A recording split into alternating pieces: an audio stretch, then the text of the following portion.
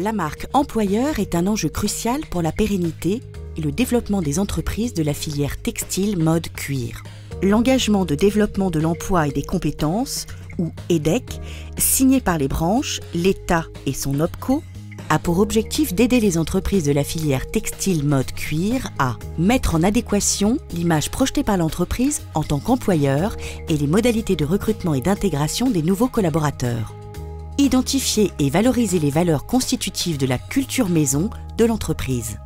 Attirer les talents motivés et correspondant aux attentes métiers. Rassembler les collaborateurs et les nouveaux arrivants autour de valeurs, d'un management collaboratif et de pratiques RH fédératrices. Recherche de cohésion, bien-être, qualité de vie au travail. Le potentiel décalage entre l'image que l'entreprise souhaite renvoyer en tant qu'employeur et l'image perçue peut être contre-productif pour attirer et surtout intégrer de futurs collaborateurs.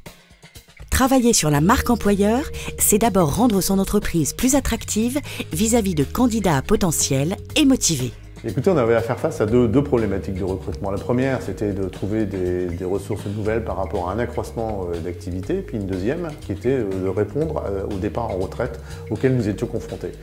On s'est aperçu que c'était très difficile finalement de toucher les personnes, de toucher les candidats qui étaient susceptibles de venir chez nous.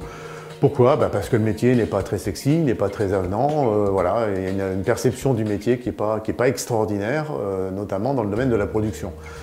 Il a fallu donc se pencher sur la question et mettre en place une situation, un système qu'on appelle marque employeur en ce qui nous concerne, qui a permis de donner un peu du peps à notre environnement textile.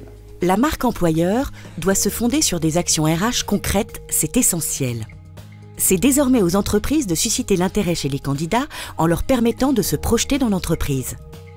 Pour cela, il faut notamment rédiger des offres d'emploi attractives et les diffuser sur les bons canaux de communication. Aujourd'hui, on a varié les canaux de recrutement. On n'est plus uniquement avec le pôle emploi traditionnel, on a complètement élargi le spectre de recherche.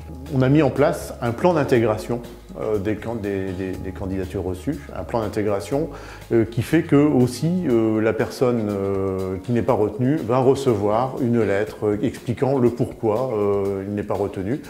Et puis, il y va de notre réputation en fait par ce biais-là, puisqu'on répond à tout le monde, positif, négatif, tout le monde connaît et sait pourquoi sa candidature a été retenue ou non retenue. Une fois le candidat recruté, il faut le retenir. Son intégration au sein de l'entreprise joue alors un rôle fondamental.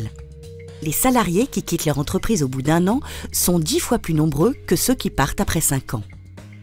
La phase d'intégration est aussi le moment où se développe le sentiment d'appartenance entre le salarié et son entreprise. C'est pourquoi un suivi de proximité des nouveaux arrivants ou des stagiaires pour s'assurer de leur bonne adaptation est nécessaire. L'accueil des nouveaux arrivants passe enfin par des actions spécifiques à définir au cas par cas. Par exemple, il peut être nécessaire de mettre en place un parcours d'intégration pour faciliter la prise de poste. Nos métiers sont de plus en plus exigeants, c'est pour cela que le parcours d'intégration est crucial. Notamment, ça va passer par différentes formations internes pour que la personne arrivante soit tutorée avec une personne qui va lui donner des conseils sur son emploi et qu'elle soit parfaitement encadrée. Ça passe le plus souvent par une phase en 3 parties. La première partie au bout de la fin de la première semaine, pour qu'on puisse savoir si l'employé est bien dans son job. Au bout d'1 mois, pour faire un point sur le métier. Et au bout de 3 mois, pour faire un point sur son intégration complète à l'équipe. Le but étant que cette personne soit parfaitement encadrée et soit heureuse de venir travailler chez nous. Retenir les talents, c'est leur permettre de gagner en compétences et en responsabilité. Travailler sur les leviers de motivation de ses collaborateurs permet d'accompagner leur évolution dans l'entreprise, de conserver les savoir-faire, d'optimiser le temps passé en formation interne et de les fidéliser. Les attentes et les aspirations des collaborateurs évoluent avec leur ancienneté dans l'entreprise. Il faut permettre aux collaborateurs d'évoluer sur leur poste, plus de responsabilités, ou d'effectuer une mobilité professionnelle au sein de l'entreprise.